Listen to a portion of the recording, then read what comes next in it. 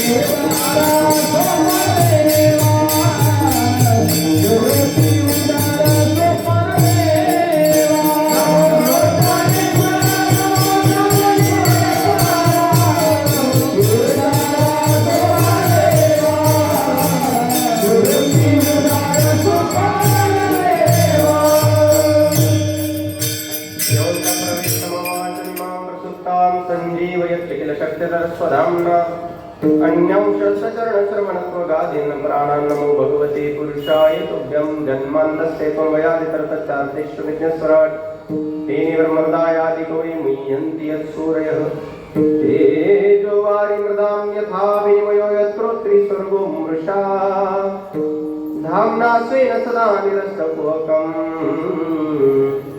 सत्यं परं धीमहि सत्यं परं धीमहि सेवे लागी सेवक जान सेवे लागी सेवक जान सेवे लागी सेवक जान सेवे लागी सेवक जान तुमचा लागलो निज चरणा तुमचा लागलो निज चरणा तुमचा लागलो निज चरणा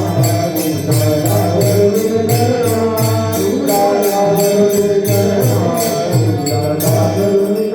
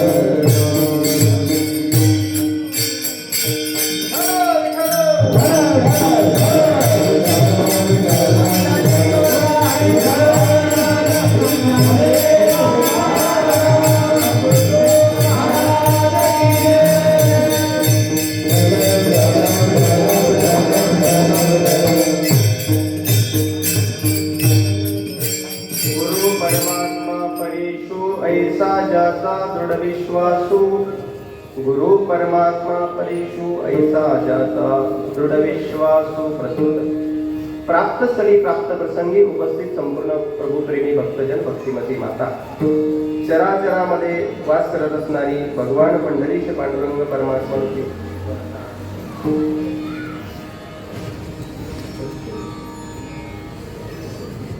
अनेक संत म्हणतात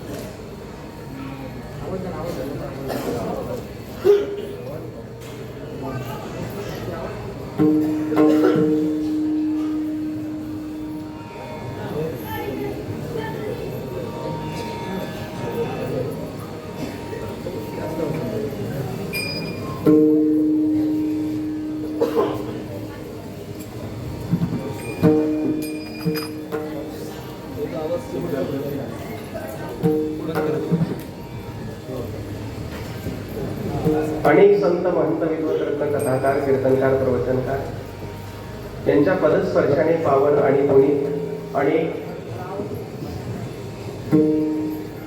साधकांच्या आणि विद्वत रत्नांच्या अवताराने आणि जन्माने पावन आणि पुनीत असणारी आपली ही ग्राम अंधरसूर ही नगरी अखिल कोट ब्रह्मांड चालक भगवान पंढरीश पांडुरंग परमात्म्याच्या कृपा छत्रछाई खाली असणाऱ्या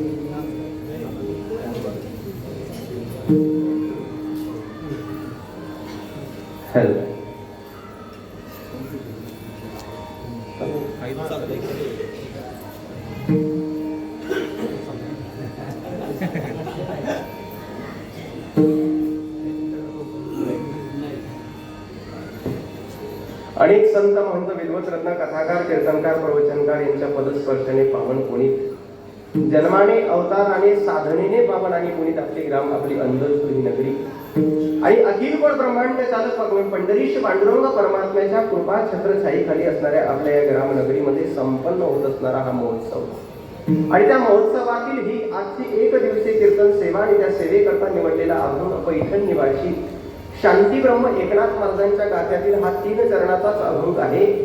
पण विश्वव्यापक स्तरावर ज्या ज्या लोकांकडे आपण पाहतो, ज्या ज्या प्रांतातल्या लोकांकडे पाहतो, ज्या ज्या परिसरातल्या भागाच्या लोकांकडे पाहतो, या विश्वातला प्रत्येक माणूस प्रयत्नवादी आहे. भगवंतानं आमच्याकडे थोडं तरी लक्ष द्यावं, आमच्याकडे पाहावं, आमच्याकडे थोडा तरी कृपेचा वर्षाव करावा.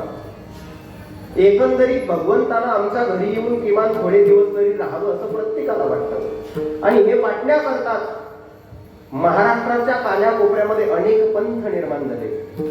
मग त्या पंथापैकी कोणी जप तप ध्यान धारणा विधी भक्ती अनुष्ठान कर्मकांड नाना प्रकारच्या साधनाच्या माध्यमातून प्रयत्न फक्त एवढ्या करता चाललाय की देवानं थोडं तरी लक्ष आमच्याकडे द्यावं, थोडा तरी कृपेचा वर्षाव आमच्यावर करावा.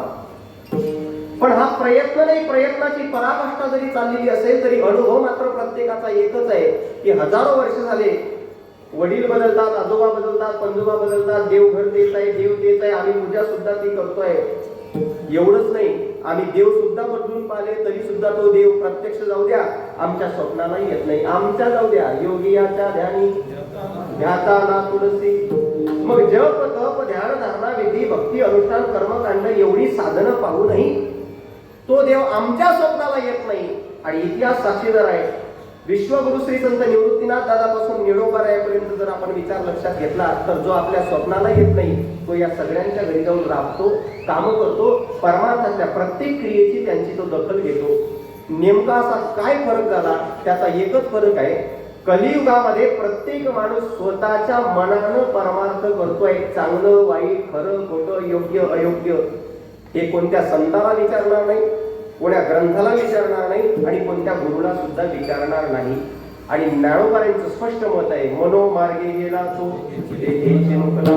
पण ज्यांनी मागोवा घेतला कोणाचा? वेद मार्गे मुनी गेले त्याचे मार्गी चालिलो. ज्यांनी संतांचा मागोवा घेतला आणि त्यांचे विचार आत्मसात केले आणि पारमार्थिक जीवनामध्ये परमार्थातलं गुप्त आणि सुप्त रहस्य जाणण्याकरता कधीतरी गुरुचं बोट पकडलं, त्यांना प्राप्त होणारं परमार्थातलं सगळ्यात महत्व ऐश्वर्य जर काय असेल तर ते या अभंगामध्ये नाथबाबा सांगतात.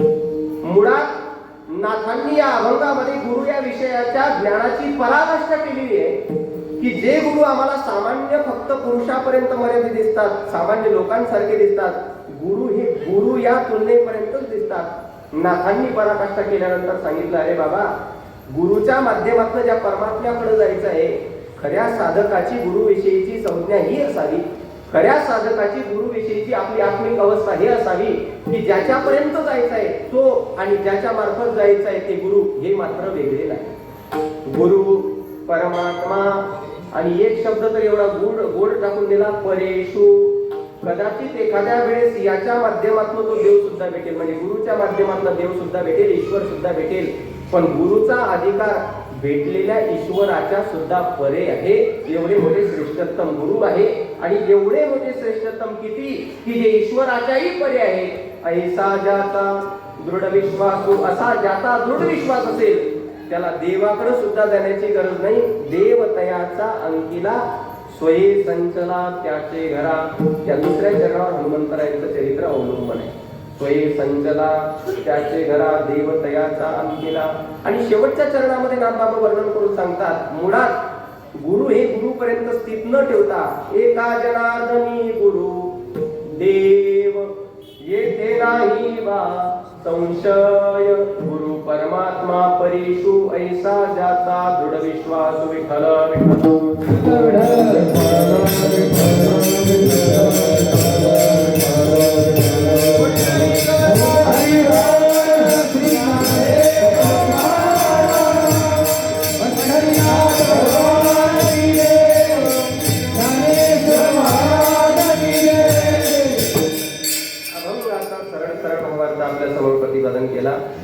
अभंगावर सविस्तर चिंतन करण्यापूर्वी काही गोष्टीचा अल्पशा परिहार. आपल्याला माहित असेल तरी वक्त्याला दिलेल्या शास्त्र नियमानुसार यत् कार्य घटन अस्ति किंवा भवन अस्ति तस्य कारणस्य प्रतिपादना इति किंवा यत् परिहारः, तो अशा प्रकारे अनेक संत महंत विद्वत रत्न अवतारी पुरुषांच्या पदस्पर्शाने आणि साधनेने पावन आपली कोणीच असणारी अंधश्रुत ही नगरी.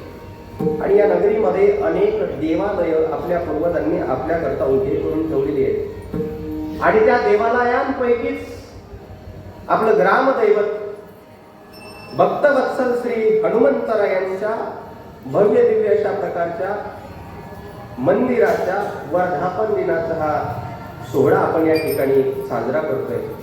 त्या निमित्तानं काहीतरी चिंतन करावं. खरं तर हनुमंतरायांचं चिंतन गुरुपासून चालू झालं आणि स्वतः गुरु होईपर्यंत स्थित आहे. गुरुपासून चालू झालं तर स्वतः गुरु होईपर्यंत. बालक समय रवी बक्षलियो, ते हनुमंतरायांचे गुरु सूर्यदेव. आणि ज्यांचं आत्मचरित्र रेखाटलं ते गोस्वामी तुलसीदास, त्यांचे गुरु हनुमंतराय. म्हणजे गुरुपासून चालू झालं तर गुरु या अवस्थेपर्यंत ज्यांचं जीवनचरित्र पोहोचलंय ते भक्तवत्सल हनुमंतराय. तुमच्या आपल्या दृष्टिकोनातून हनुमंतराय एका भक्त अवस्थेपर्यंत आहे. पण एक साधा सोपा सरळ प्रश्न आहे, गावामध्ये मंदिर देवाचं असतं का भक्ताचं असतं? सिद्धांत हा आहे की देवाचंच असतं. पण हे एकमेव उदाहरण असं आहे की इथं राम जगाचे मालक असताना गावोगावी मंदिर रामाचे नाही मात्र भक्ताचे आहेत. त्याचं कारण कसं आहे, तुम उपकार सुग्रीव ही किन्ना, राम मिलाये राजपद. त्या रामाला सुद्धा जो जगाचा मालक आहे, कोणाला राम म्हणतात? भगवद्गीता प्रमाणित करते, पिता अहंस जगतो माता दाता पितामह वैद्यम पवित्रम ओंकार साम युधिरेवच. कोणाला राम म्हणावं? ज्ञानोबाई ज्ञानेश्वरी मध्ये बोलतात, पैजयाचे नियंग संगे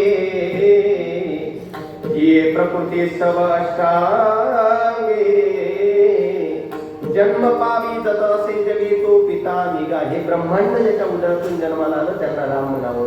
कोणाला राम म्हणावं?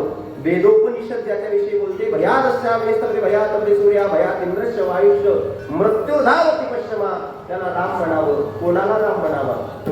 तुझिया सतेने वेदासी बोलणे, तुझिया सतेने वेदासी बोलणे, तुझिया सतेने वेदासी बोलणे, तुझिया सतेने वेदासी बोलणे, हे सूर्याची चालणे, तुझिया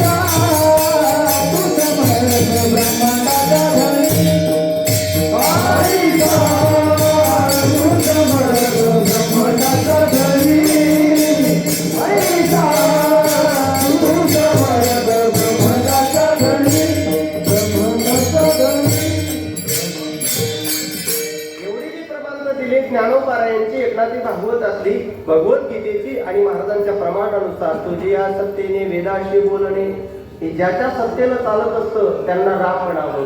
पण एवढे मोठे जगाचे मालक असणारे राम कोण? राम माहिती आहे तुम्हाला? ज्या रामासाठीच आपला सगळ्यांचा प्रयत्न चालू असतो. रामासाठी म्हणजे विश्वातल्या प्रत्येक जीवाचा प्रयत्न चालू आहे सुखासाठी. कशा करता? सुखासाठी. आणि राम हे सुखाचं मूर्तिमंत स्वरूप आहे. रामकथेमध्ये वर्णन आलेलं आहे. जो आनंद सिंध सुख रासी सी करते त्रैलोक सुपासी, जो सुख धाम राम सनामा, अखिल लोकदायक विश्रामा. अखिल ब्रह्मांडाला सुख प्राप्त करून देणारा जो आहे तो राम. पण एवढा मोठा ऐश्वर्य संपन्न राम, पण राम असताना सुद्धा रामाचं मंदिर गावोगावी नाही. मात्र त्या रामाचं भजन करणाऱ्याचं मंदिर मात्र थोडस धाडस करून बोलतो असे हजारो गावं दिसतील ज्या गावामध्ये प्रभू रामांचं मंदिर नाही. पण असे एक तरी गाव दाखवा ज्या गावामध्ये भक्तवत्सल हनुमंतरायाचं मंदिर नाही. विठ्ठल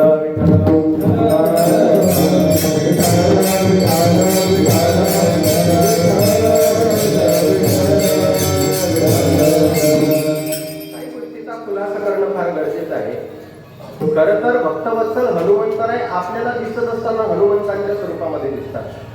शास्त्राला जर विचारलं तर शास्त्राचं स्पष्ट मत आहे. ध्वजस्तंभावरी मानव तो मूर्तिमंत शंकरू सारथी सारंग धरू अर्जुनेसी. आपल्याला दिसण्याकरता हनुमंतराय. शास्त्र काय सांगतं? ते दिसण्याकरताय पण ते हनुमंतराय नाही. मग महारुद्र आले कोणी, महारुद्र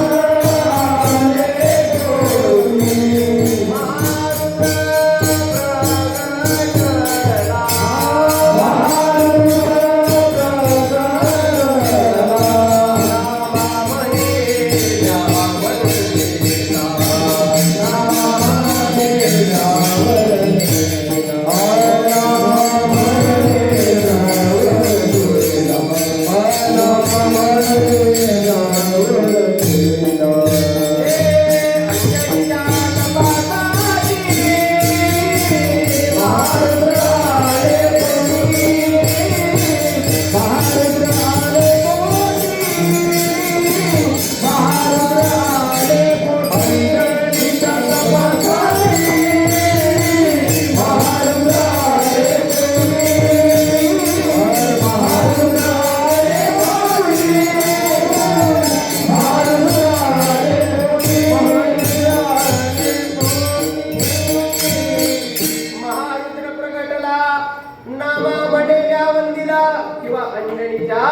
रूपासाठी महारुद्र आले पोटी.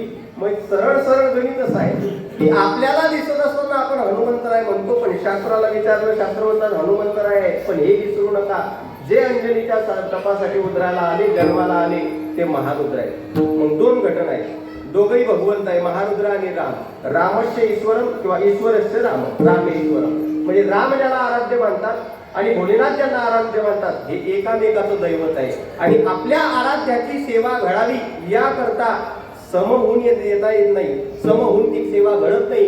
म्हणून दास्यत्व निकट हनुमंते पै केले. दास्यत्वाचा अवतार घेतला आणि आयुष्यभर रामाच्या चरणाची सेवा त्यांच्या हातून घडली. वास्तविक पाहता रामाच्या तुलनेमध्ये कुठल्याच प्रकारच्या बाबतीमध्ये हनुमंतरायाचा अधिकार कमी नाही. अतुलित बलधामम हेमशैलावदेहम धनुजवन कृषाणम ज्ञानिनामग्रगण्यम सकल गुण निधानम वानरानामदेशम रघुपती प्रिय भक्तम वात जातम नमा. अतुलित बलधामम. किती अतुलित बलधाम आहे? प्रभू श्रीरामचंद्रांचं जेवढं सामर्थ्य आहे, त्या सामर्थ्याचा अगदी तंतोतंत हजारो पटीने सामर्थ्य जर कोणाचं असेल तर हनुमंतरायाचं आहे. ज्यावेळेस रामकथा येते त्या रामकथेमध्ये एक सुंदर प्रकरण आलेलं आहे, सुंदर कांड. त्या सुंदर कांडामध्ये एक चौपाई अशी आलेली आहे, जेही गिरी चरण देही हनुमंता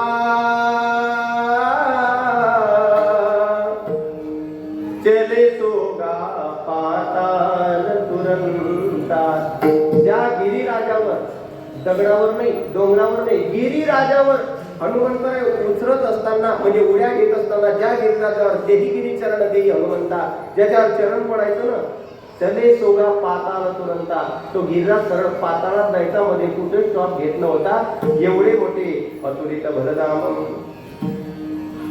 ज्ञानीनाम अग्रगण्यम. किती अग्रगण्य आहे ज्ञानी लोकांमध्ये.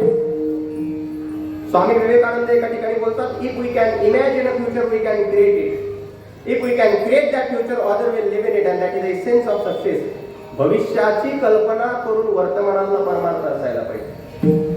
भविष्याची कल्पना करून. महाराष्ट्रातील नामवंत विद्वत रत्न कीर्तनकार आदरणीय कदम बाबा एक दृष्टांत सांगायचा हनुमंताविषयी.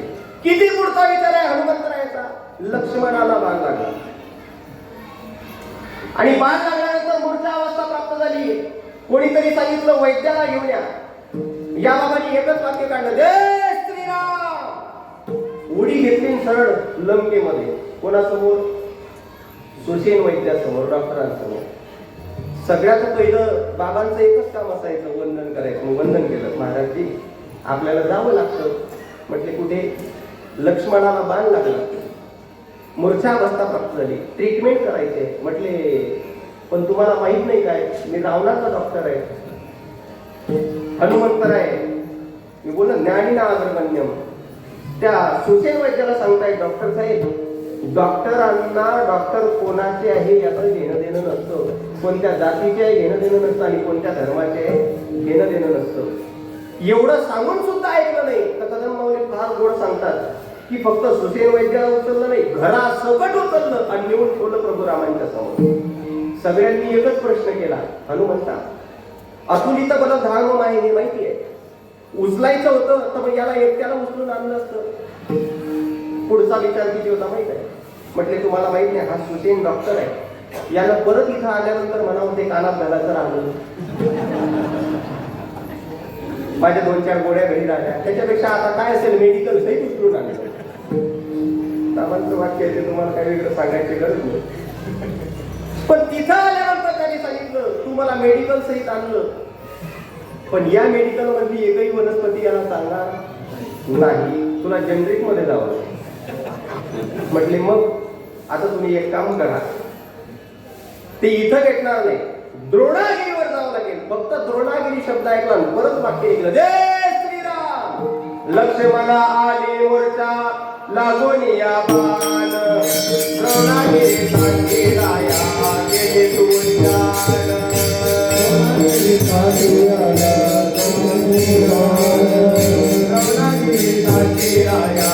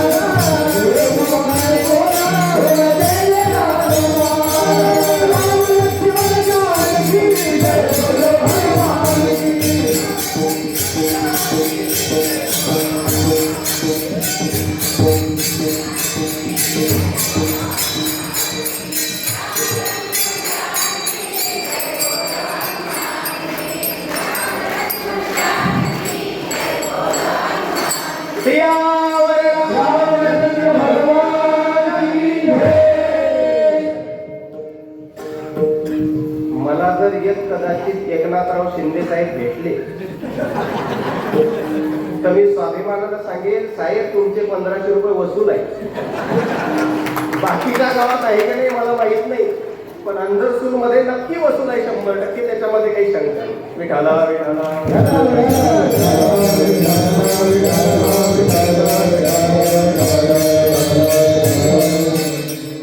दिव्य जडीबुटी आली आणि लक्ष्मण तिला पूर्वावस्था प्राप्त झाली. मला दृष्टांत इथपर्यंत सांगायचं आहे. ज्ञानीना मकरगण्य, पुढच्या भविष्याचा विचार करून आता प्रयत्नवादी असतात त्यांना हनुमंतराय म्हणतात. अष्टसिद्धी नऊ लिहिला दुखियों के तुम भाग्य विधाता,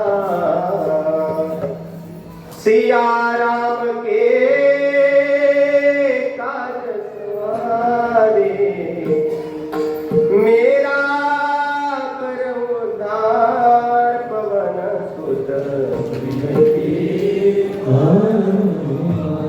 अपरंपार है भक्ती तुम्हारी. एवढी अपरंपरा आहे की आपण देवाचा प्रयत्न करतो, पण इथं मात्र तुम पररी जे अवध विहारी. स्वतः जगाचे मालक तुमच्या करता प्रयत्नवादी आहे. तुम्ही नाही बोललात तर त्यांना सुद्धा करमत नाही. त्यांना प्रत्येक वेळेस असं वाटतं आपण सगळी रामाचं भजन करणारी लोक आहोत, पण आपलं भजन रामापर्यंत पोहोचते का नाही अजूनही शंका आहे. मात्र या बाबांनी या भजन चालू केलं ना, ते मध्ये कुठंच थांबत नाही. तुमरे भजन राम को पावे जन्म जन्म के. मग जर तुमरे भजन राम को पावे हा जर सिद्धांत असेल ना, तर आपलं भजन आपण नाही करायचं, आपलं भजन व्हाया हनुमंतराय करायचं. म्हणजे भजन करायचं पण आपल्या स्वबळावर न करता त्या बाबाच्या समोर बसून करायचं. मग ते मध्ये कुठं थांबणार नाही.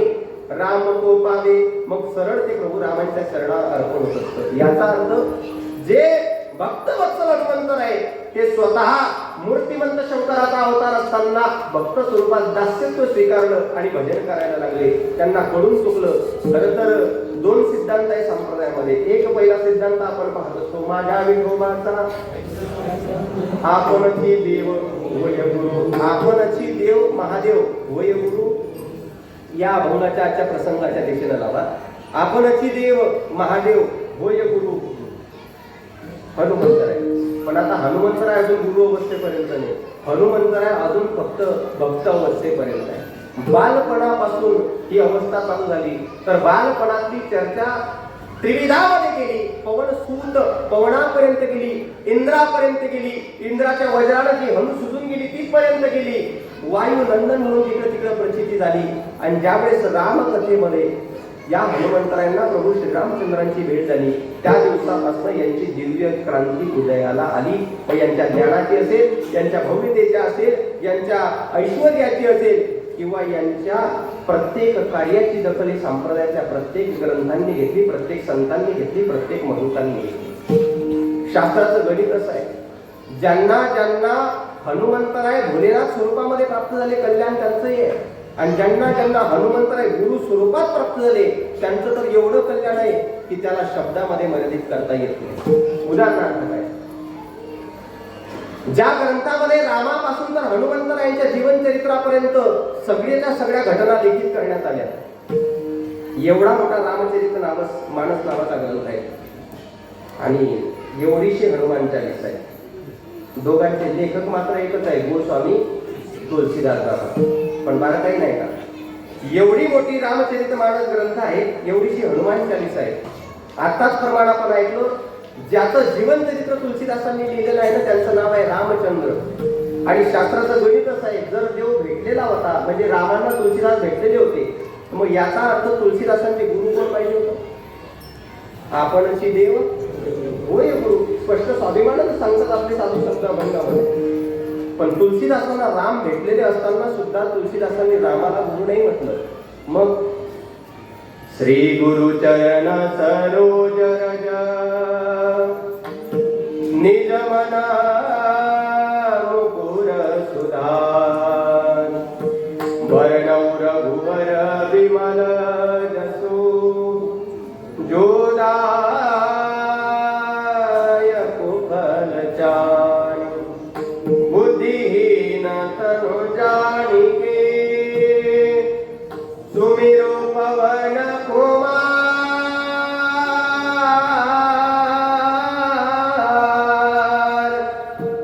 बलबुद्धि विद्या देव मोई हरहु क्लेश विकार. जर यांना मालक भेटलेलेच होते, मालकाला गुरु न करता त्याच मालकाच्या दासाला गुरु का केलं? एक सुंदर गोड कथा सांगतो. एकदा टाळी वाजवून भजन करा. विठ्ठल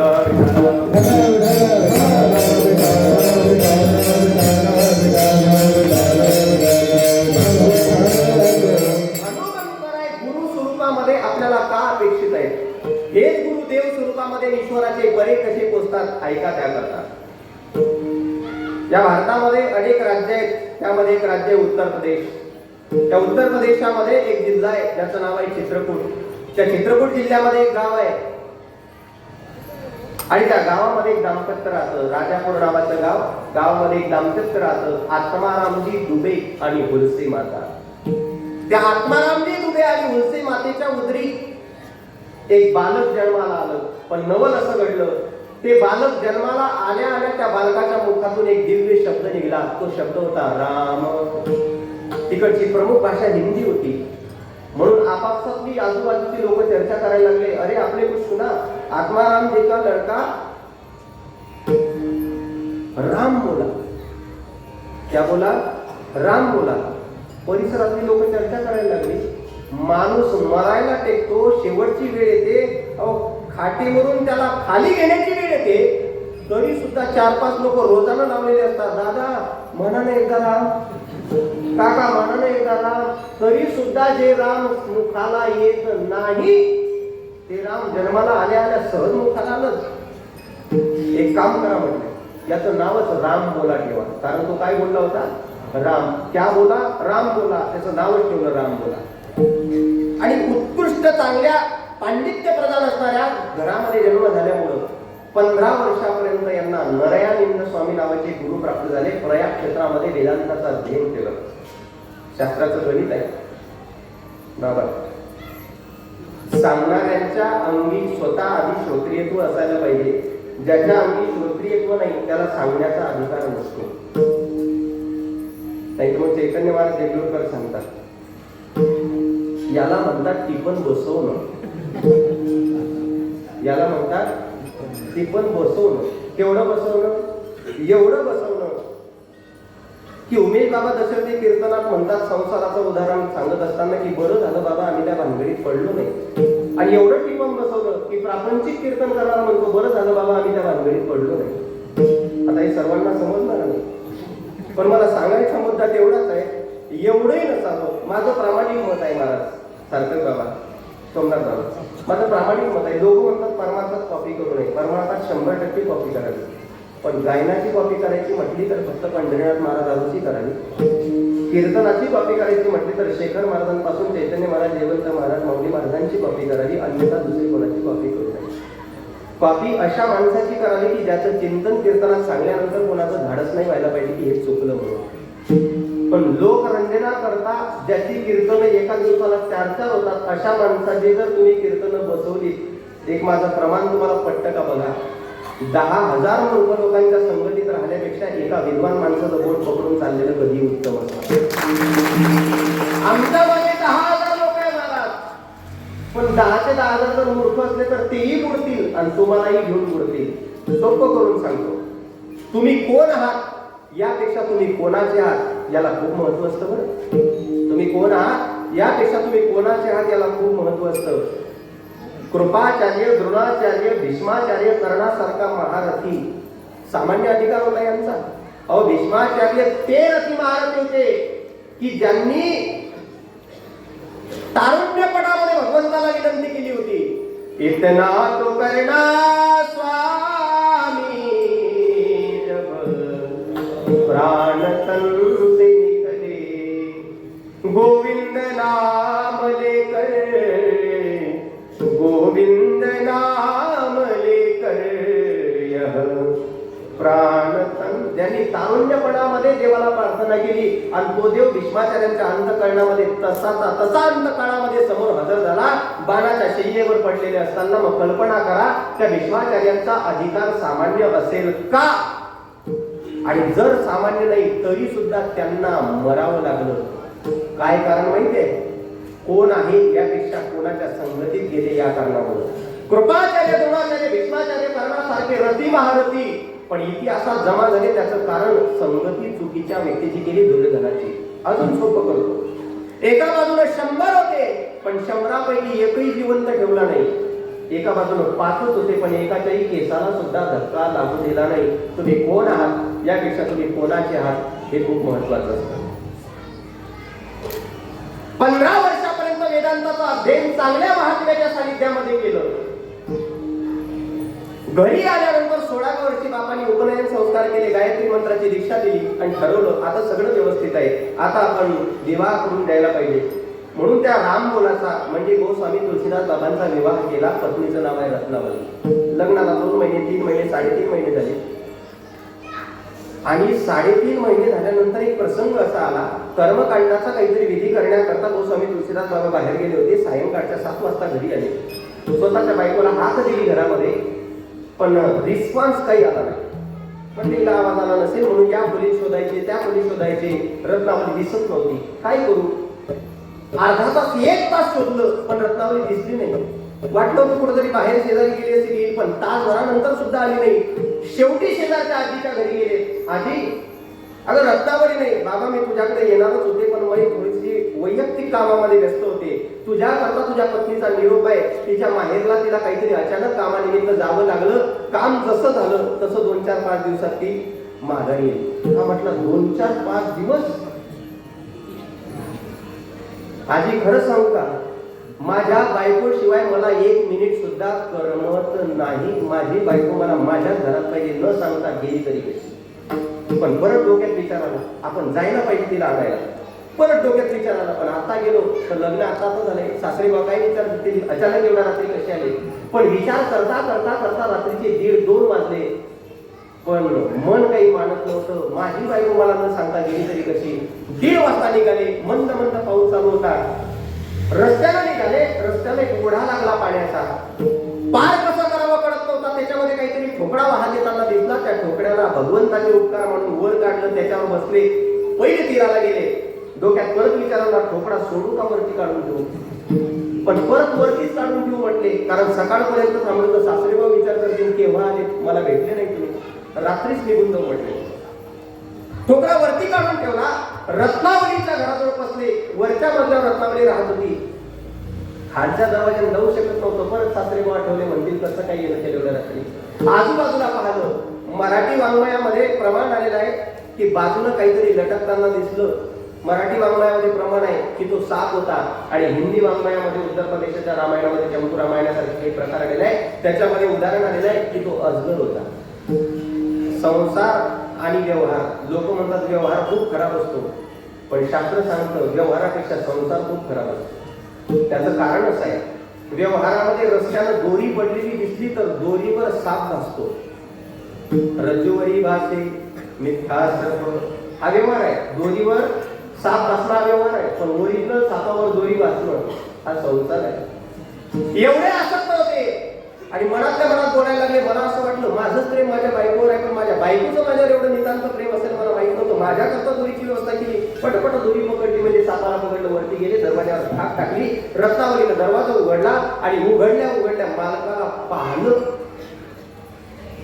आणि आम्हाला घाम फुटला. मालक रात्रीचे 2:15 वाजलेत आणि तुम्ही कसं काय येणं केलं म्हटले. कसं काय येणं केलं म्हणजे काय, तुला माहित आहे तुझ्याशिवाय मी चहा सुद्धा दुसऱ्याच्या हातात पित नाही, तुझ्याशिवाय मी जेवण वाढल्याशिवाय खात नाही, मला तुझ्याशिवाय 1 मिनिट सुद्धा करमत नाही, तू मला न सांगता आली तरी कशी. म्हटले हेच कारण आहे इथपर्यंत येण्याचं. म्हटले हो, माझ्याकडे एवढे तुम्ही आसक्त झालात म्हटले तुला काय म्हणायचं म्हण, पण मला तुझ्याशिवाय करमत नाही. मालक ते सोडा, वरती कसे आलात? म्हटले मला असं वाटलं माझंच प्रेम आहे, पण तू माझ्याकरता व्यवस्था केली ना. म्हटले मी कोणती व्यवस्था केली? दाखवलं. जो दोरी वाचत होती तो साप होता, तो रत्नावलीला दिसला, कपाळाला हात लावला रत्नावलीनं. म्हटले मालक नदी कशी हो पार केली? नदीजवळ गेले. चित्रकूटच्या 200 किलोमीटरच्या काशी, अयोध्या आणि प्रयाग, आणि काशीच्या मणकर्णिका नावाच्या घाट्यावर अजूनही एक प्रक्रिया चालते. जाळायला आणलेलं प्रेत अर्ध जाळायचं आणि अर्ध नदीमध्ये सोडून द्यायचं. ते प्रेत अर्ध वाहत येताना होतं, पण असं प्रमाण आहे. कामातुराणां भयमुनलज्जा. कामातूर माणसाला कशाचं भय वाटत नाही, कशाची लाजही वाटत नाही. त्या प्रेताला पाहल्या पाहल्या रत्नावलीचा घाम वाढला, रत्नावली धाडदिशी खाली बसली. मालक माझ्या या क्षणिक कातड्याकडे पाहून तुम्ही एवढे आकर्षित झालात की तुम्हाला साप दिसला नाही, तुम्हाला हे प्रेत दिसलं नाही. क्षणाकरता विचार करा, जर त्या सापानं चावा घेतला असता तर कोणती बायको, कोणता नवरा, कोणता प्रेम आणि कोणती आसक्ती. क्षणाकरता विचार करा, या धगधगत्या नदीमध्ये जर तुम्ही वाहून गेला असता, कोणता नवरा, कोणती बायको, कोणती प्रेम आणि कोणती आसक्ती. हे कातड आज असं आहे, 70व्या वर्षी हे कातड असं राहणार नाही. मग तेव्हा काय तुमचं प्रेम माझ्यावरचं कमी होईल? या भर तारुण्यामध्ये त्या प्रेमाकरता तुम्हाला भयाचं सुद्धा काही भान राहिलं नाही. एवढे आसक्त माझ्याविषयी झाला, एवढेच आसक्त जर जगाच्या मालकाविषयी झाले असताना, तर आतापर्यंत जगाचा मालक स्वतः भेट देण्याकरता तुमच्या जवळ आला असता. बायको बोलली की लोकांना वाईट वाटते, पण बायको बोलली याच्यापेक्षा बायको काय बोलली हे महत्वाचं आहे. या संप्रदायाचा इतिहास आहे. जेव्हा जेव्हा या संप्रदायामध्ये एखादी स्त्री बोलते ना, तेव्हा तेव्हा क्रांती होते. चांगल्या लोकांना कोणी उपदेश करेल महाराज, पण बालक जन्माला आल्या आल्या पाळण्यात टाकून त्याला उपदेश करणारी मदान समाता या संप्रदायामध्ये झाली. हा देह नाशिवंत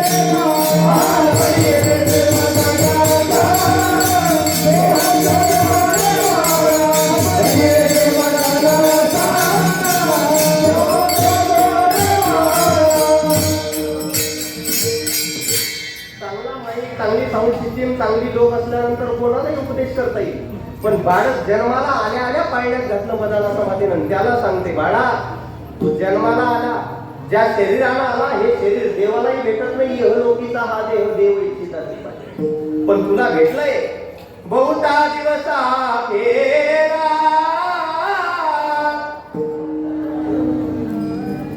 वा अरे मला 1500 खरंच वसूल आहे. मला वाटलं फक्त भजन म्हणणार आहे का, प्रमाण पाठ आहे म्हटलं. आणि खरं सांगू का महाराज, आमचे सागर गुरु महाराज या ठिकाणी उपस्थित आहेत.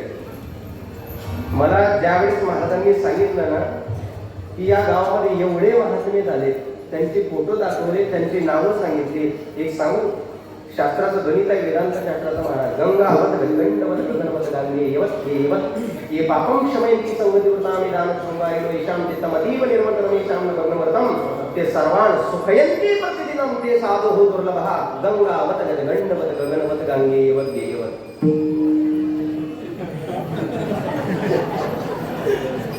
मला माहित आहे हे फक्त तुमच्या डोक्याच्या वरून नाही, याच्याही वरून गेलंय. एक साधू भेटण्याकरता शास्त्राचं गणित आहे की किमान 100 पिढ्यांचं पुण्य असावं लागतं. मग ज्या गावामध्ये एवढे मोठे महात्मे झाले त्या गावांच्या पूर्वजांचा ठेवा किती वर्षाचा असेल याचा आपण विचार. शास्त्राचं गणित आहे, महत् संगस्तु दुर्लभा अगम्य हा अमोघश्च बहु अवघड. अहो जनार्दन स्वामी सारख्या महाराजांनी साधने करता आपल्या गावाची निवड करावी. साधूला आपल्या गावात आपण आणावं एवढे आपण मोठं नाही, पण साधूला आपल्या गावात यायची इच्छा होणं याच्यावरून दिसतं की आपलं गाव किती पुण्यवान किती भाग्यवान. पुण्य फळले अनेक जन्माचं पुण्य फळाला आलं त्यानंतर आपण सामान्य ज्ञानोबारे सारखे म्हणतात, पूर्वजन्मी सुकृते तोड केली ती आदिमत फळासी आली परमानंद आदी मानसी भेटी झाली या संतांची. तुकोबारे बोलतात, तुका बने होता होता ठेवा प्रमाण कायची खूप इच्छा आहे, पण भट्टी तयार आहे. ते जर तयार नसतील तर मनाला अर्धा तास कीर्तन लांबवता आलं असतं. आणि तुम्ही म्हणाल तुम्ही बरे जेवून घेतलात कीर्तनाच्या आधी. बरं एक मला 100% गॅरंटी, सोमनाथ दादा या गावातली लोक रसिक आहेत. रसिक म्हणजे रामचरित सुनी देतो रसिया. कीर्तन ऐकणारे वेगळे असतात आणि कीर्तनातला रस ग्रहण करणारे वेगळे असतात. ते तुम्ही आहात. रस ग्रहण करणारे पाहिजे की महाराज नाही असू द्या आपल्यासाठी कोणी मागवतो त्यांच्याकडून अपेक्षित असतं, पण ते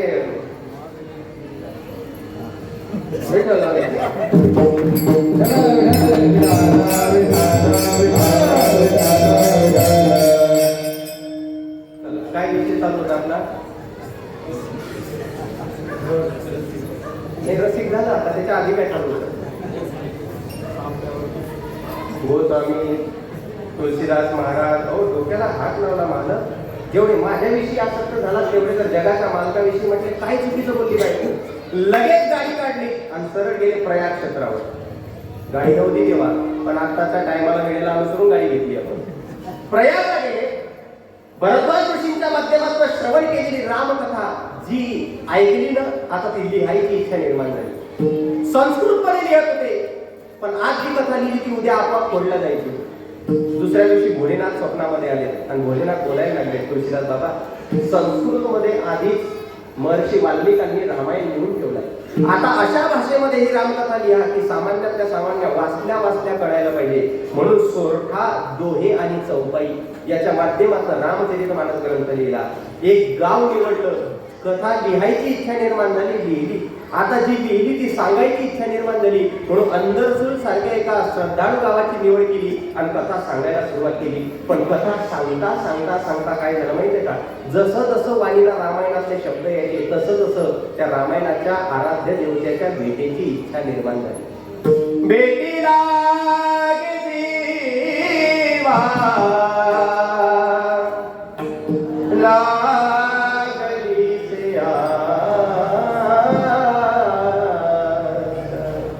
रात्रंदिवस वाट पाहायला सुरुवात झाली आणि प्रसंग असा घडला.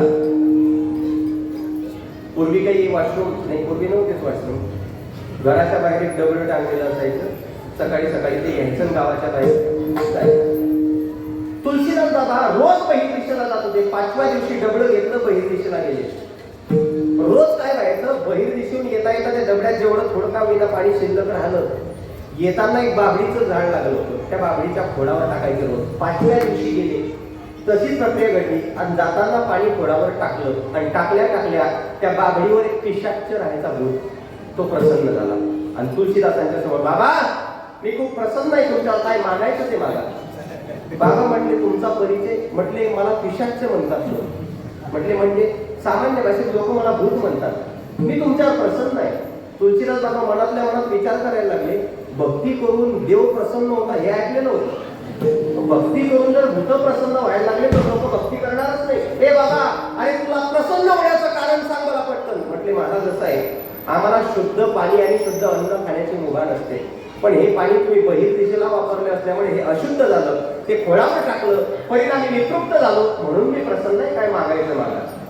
तुळशीदास बाबा म्हटले आपल्याला काय आपलं मागणं पूर्ण होण्याशी म्हटलं. म्हटले एक काम करतो का. म्हटले काय, माझा आराध्य आहे प्रभू रामचंद्र, मला त्यांची भेट घालून दे. तो भूत म्हटला I am very very very sorry. मी हे आपल्या भाषेत सांगतोय. मला रामाबद्दल जास्त माहित नाही, त्याच्यामुळे मी त्यांची वेळ घालून देऊ शकत नाही. तुलसीदास म्हटले विनाकारण तुम्ही वरचढ करून सांगायचं मी प्रसन्न आहे, काय मागायचं ते मागा, मी मागण्या पूर्ण करतो, चल लोक काय म्हटले मी निघालो. पण भूत म्हटलं तुम्ही जर न मागता गेले तर परत मला बंधनात अटकावं लागेल, काहीतरी मागावं. म्हटले द्यायचं असेल तर तेच ते, दुसरं काही नको. मग भूतानं डोकं खाल्लं आणि तो म्हणायला लागला रामाची भेट नाही घालून देऊ शकत, पण रामाची भेट घालून देणाऱ्याची भेट घालून देऊ का? म्हटले हरकत नाही, सरळ गेलं तरी गड्डे लागतात गावात यायला, बायपास गेलं तर चांगल्या रस्त्याला यायला भेटते.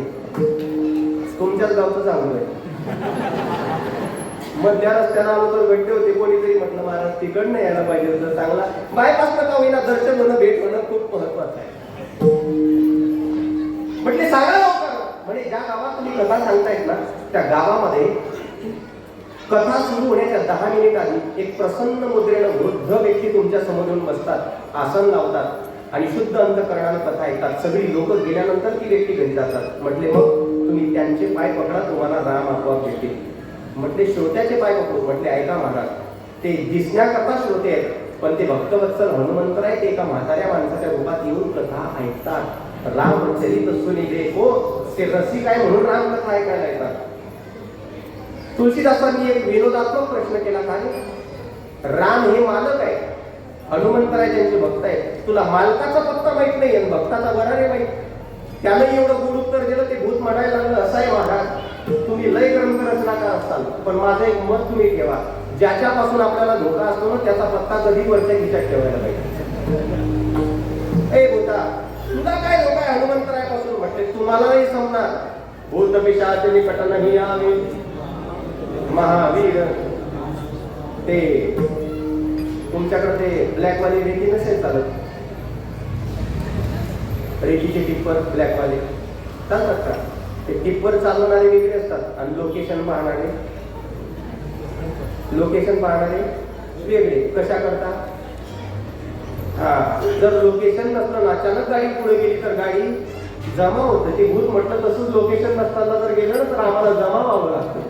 त्याकरता त्यांचा ऍड्रेस खिशात ठेवावा लागते. लोकेशन नेमकं कुठे आहे बाबा मागे लांब राहतो. म्हटले हरकत नाही. दुसरा दिवस उजाडला. तुलसीदास बाबांनी कथा चालू केली. प्रसन्न मुद्रेने व्यक्तिमत्व दिसले, हेच असतील हनुमंतराय. 7वा दिवस उजाडला. सगळ्यांची काही दर्शना करतात. हनुमंतरायांच्या दर्शना करता तुलसीदास बाबा उतरले, पाय पकडले. हनुमंतराय म्हटले महाराज तुम्ही कथाकार आहे, तुमचं दर्शन आम्ही घ्यायला पाहिजे, माझं दर्शन कशा करतात? तुलसीदास बाबा ढसा रडायला लागले. महाराज संसारिक लोकांसारखं माझं काही मागणं नाही, जे तुमचं आराध्य आहे ते माझं आराध्य आहे. वाटल्यास तपासून पहा, परीक्षा घ्या, पण मला रामाची भेट मिळवावं.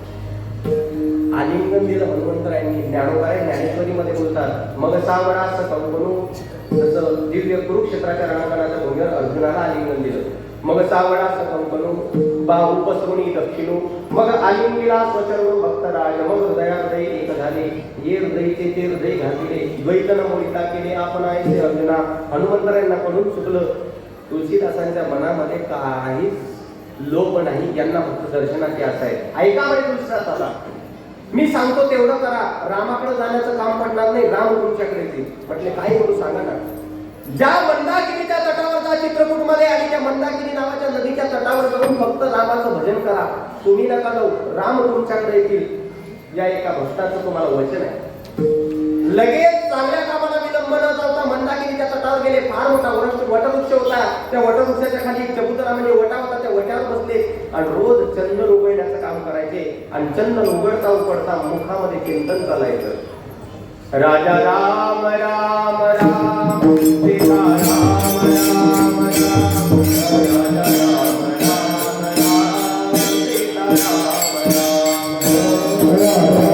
राम राम, राम राम सीता राम राम राम, राजा राम राम राम सीता राम राम, राजा राम राम राम सीता राम राम राम, राजा राम राम राम सीता राम राम राम, राम राम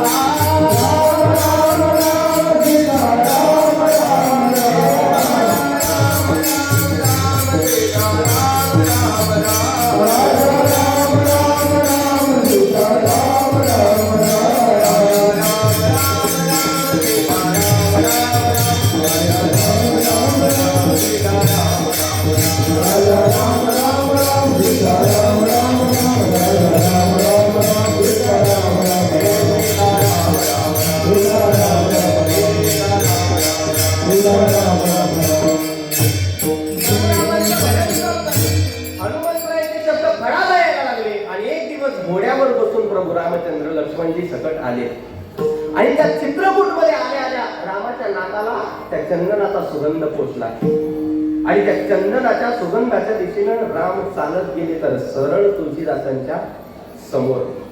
आणि तुलसीदासांना किती प्रेमानं बोलतात माहित आहे?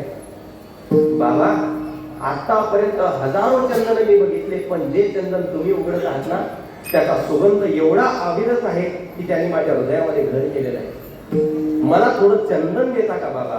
ग्रंथामध्ये असं वर्णन आलेलं आहे, मंदाकिनी तट राम घाट पर प्रगटे दशरथ नंदन बोले मधुरवाणी में धनुर्धर बाबा दे दो चंदन. बाबा थोडं चंदन देता का? पण ऐका ना, मला खरं सांगा, तुलसीदासांचा प्रयत्न कोणाच्या भेटी करता चालला होता? थोडं बोला जोरात आता. रामाच्या समोर कोण उभा आहे? राम उभे. काय म्हणतात ते? बाबा दे दो चंदन. पण बाबा काय म्हणतात माहित आहे? बाळा, तुझ्या चेहऱ्याची प्रसन्नता पाहून मला असं वाटतं एकतर तू कोणीतरी राजकुमार असायला पाहिजे, नाहीतरी तपस्वी साधूचा तपस्वी मुलगा असायला पाहिजे. तू कोण आहे मला माहित नाही, पण ऐक, मी माझ्या आराध्य देवाच्या भेटी करता कोणाला तरी वचनात बांधून इथं भजन करत बसलोय. माझ्या भजनात व्यत्यय आलो नको. तुला चंदन पाहिजे ना? माझ्यासारखे चंदन उघडणारे हजारो साधी मंदाकिनीच्या तटावर हजारो साधू आहे, तू त्यांच्याकडे जा, पण मला त्रास देऊ नको. कोणाच्या भेटी करता चाललो होतो मावशी? पुढं कोण आहे? म्हणजे राम भेटले का नाही भेटले? भेटले, पण भेटून उपयोग झाला का? नाही. मुद्दा मला पुढे सांगायचा आहे. मला त्रास देऊ नको, मी भजन करतोय. देवाचा शब्द ऐकला, भजन. म्हटले कोणाचं भजन करतोय तुम्ही? म्हटले बाला, तुला माहित नसेल कदाचित, तू दशरथाचं नाव कधी ऐकलंय का? कोणाला म्हणताय? राम म्हटले थोडं काहीतरी ऐकण्यासारखं वाटतंय. मग रामानं हळूवाच आधार कार्ड वर काढलं. अरे हे तर नाव आपलं. म्हटले कुठले दशरथ? म्हटले अयोध्या नरेश. राम म्हटले हेही नाव आधार कार्ड मागून काढलंय, हे तर आपलंच दिसतंय. म्हटले मग तुम्ही दशरथाचं भजन करताय? नाही नाही नाही, त्या दशरथानं पुत्र कामेष्ठी यज्ञ केला होता. यज्ञ पुरुष प्रगट झाला, त्या दशरथाला म्हणतो, गीत रामायणामध्ये वर्णन आलेलं आहे, दशरथा हे पायसदार तुझ्या यज्ञी प्रगट झालो, माझा सन्मान.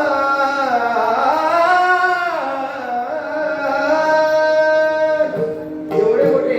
बरं, दशरथाचा अधिकार कमी नव्हता ना? रामायणात परत वर्णन आलेलं आहे. ज्या दशरथाचं वर्णन आहे ते दशरथ कमी नव्हते. धर्म धुरंधर गुणियती ज्ञानी हृदय भगतिमणी शारंग पाणी अवधपुरी रघुकुल मणी राहू वेद विदित उदशरथ राहू. वेदाचं ज्ञान ठेवणारा दशरथ. म्हणजे त्या दशरथाचा पोरगा आहे राम, जगाचा मालक आहे, मी त्याचं भजन करतोय. मग देवाला मनातल्या मनात हास्य फुललं अंदर. अरे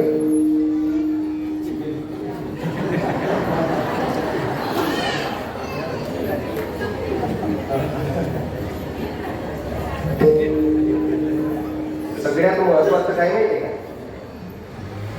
मीडियाच्या युगामध्ये, व्हॉट्सअप, फेसबुक, इंस्टाग्रामच्या युगामध्ये ते लेकरू एवढ्या वयात टाळ घेऊन उभा आहे, हेच त्याच्या जीवनातली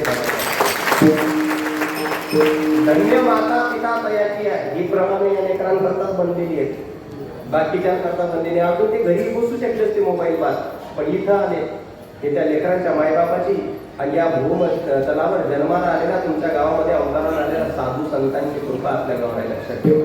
त्या दशरथाचं जीवन चरित्र आहे. म्हटले त्या रामाचं भजन करतो. राम मनामध्ये हसायला लागले, बोलताय रामाचं भजन करताय तुम्ही? म्हटले हो. तुळशीदास म्हणतात रामाचं नका म्हणू, एकही आवाजाला देवाला आवाज देता का? त्यांना म्हणताय रामाला. राम म्हणायला लागले, तुळशीदास बाबा तुम्ही रामाला कधी पाहलंय का हो? म्हटले नाही, अजून तेवढा काही योग आला नाही. म्हटले किती वर्ष झाले भजन करतात? म्हटले खूप वर्ष झाले. मग एवढे वर्ष झाले तुम्ही भजन करताय, जर तो राम तुम्हाला भेट देत नसेल, एवढा जर तो कठोर अंतःकरणाचा असेल, द्या सोडून तो देव दुसरा देव पकडाय का? आपण असतो तुळशीदासांनी सांगितलं, आपल्याला जर कोणी म्हटलं असतं द्या तो देव सोडून, तो तिकडचा देव लवकर प्रसन्न होते, आपण काय केलं असतं? धन्यवाद. 3 वर्षाच्या आधी आम्हाला रामकृष्ण हरी म्हणणारी लोक 3 वर्षापासून श्री शिवाय नमस्तुभ्यम महाराज म्हणाले.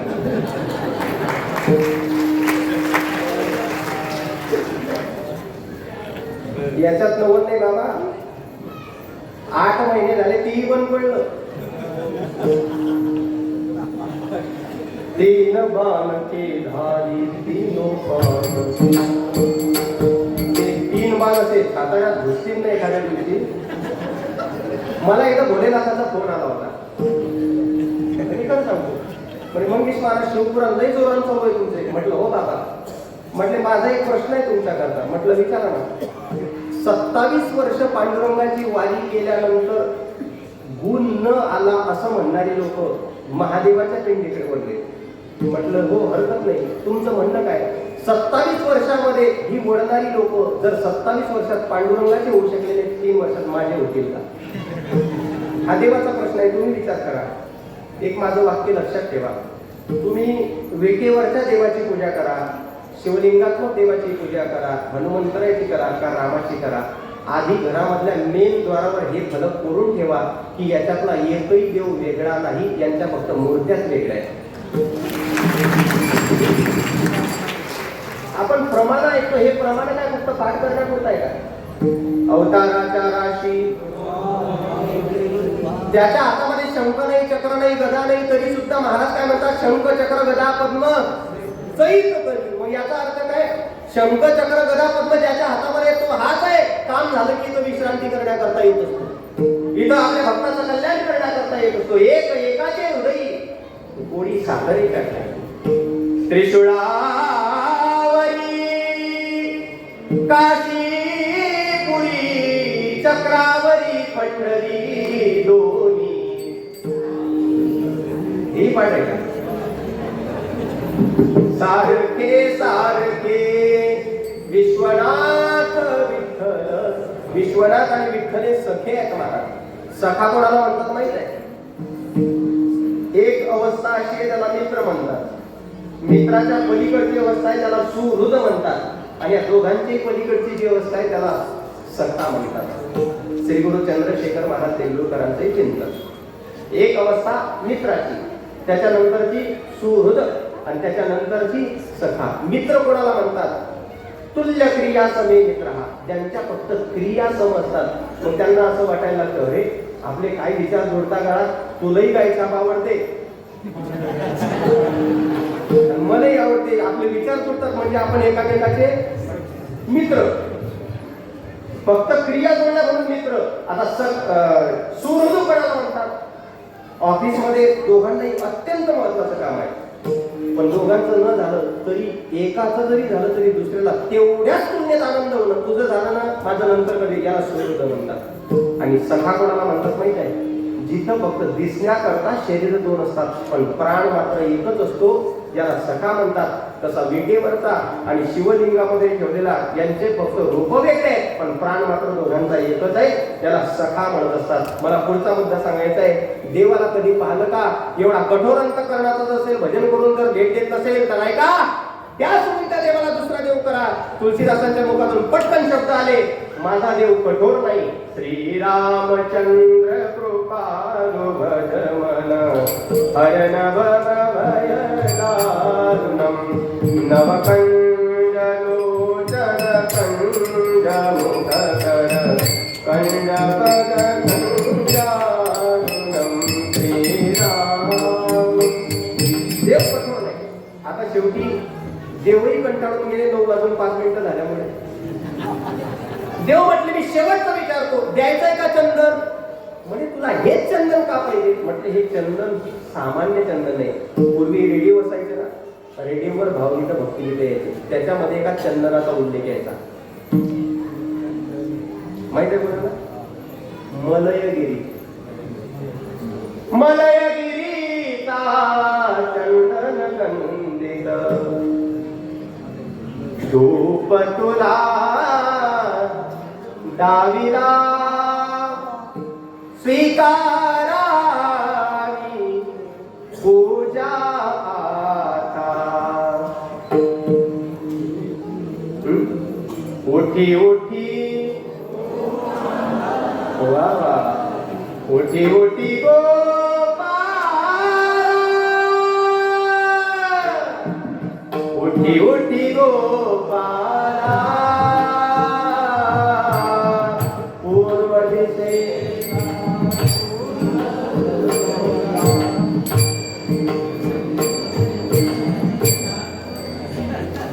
हुशार आहे ते आपली परीक्षा पाहतात. नुसतं म्हटलं तरी असं वाटतं सकाळ झाली की काय.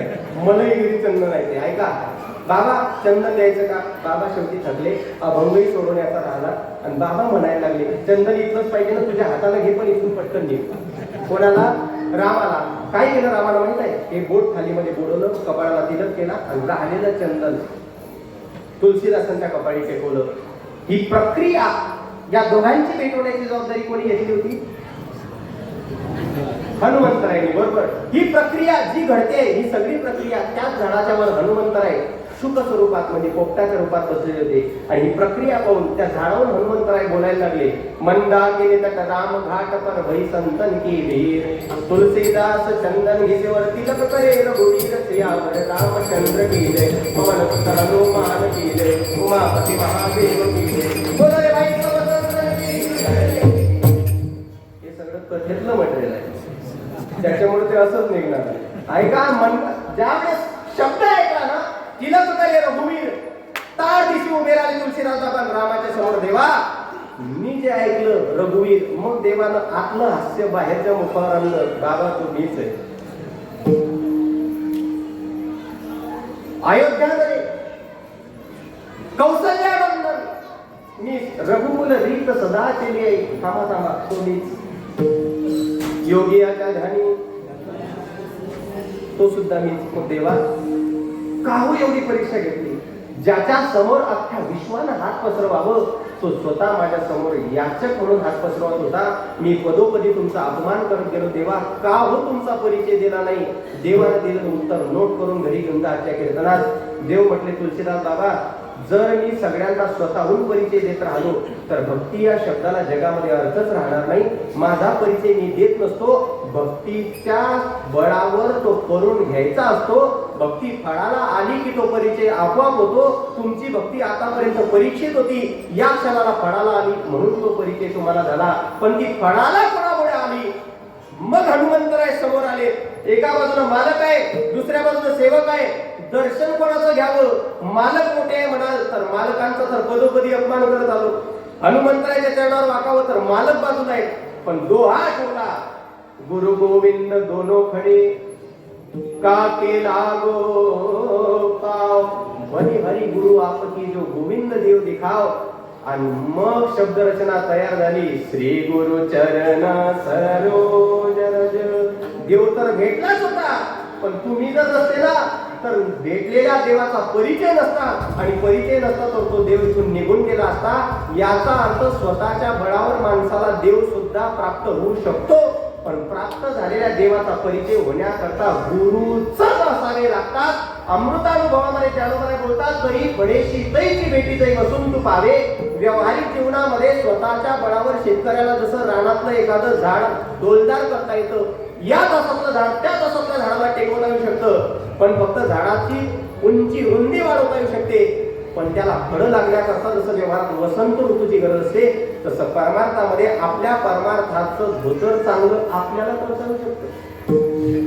श्रेष्ठ शर्ट सोबळावर करता येऊ शकतं, पण हा परमार्थ फळाला येण्याकरता गुरुच असावं लागतात. आणि या गुरुच्या सेवेची पराकाष्ठा ज्या दिवशी होते त्या दिवशी हेच गुरु आम्हाला, गुरु परमात्मा परीक्षू ऐसा ज्याचा दृढ विश्वासू. आणि असा एकदा फळाला आला की होतं काय, ज्या देवाकरता आम्ही प्रयत्न करतो त्या देवाला बोलवण्याची गरज नाही, मग तो देव स्वतः हृदयामध्ये राहत असतो.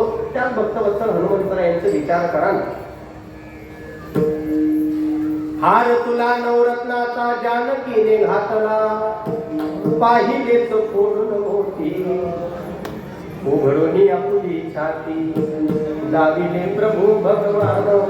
छाती म्हणजे देव कुठं आहे? इथं. म्हणजे प्रमाण काय? दुसरं देवतयाचा अंकिला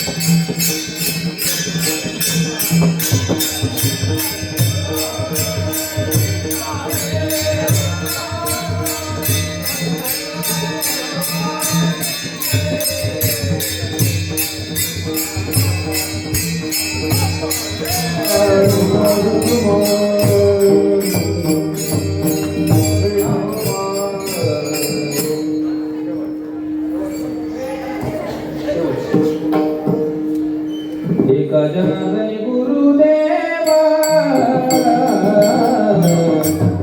एका जनार्दनी गुरुदेवा, एका जनार्दनी गुरुदेवा, एका जनार्दनी गुरुदेवा, येथे नाही पासंशय, येथे नाही गुरु परमात्मा परेशो, गुरु परमात्मा परेशो, येथे नाही पासंशय, येथे नाही पासंशय, गुरु परमात्मा परेशो, गुरु परमात्मा परेशो, ऐसा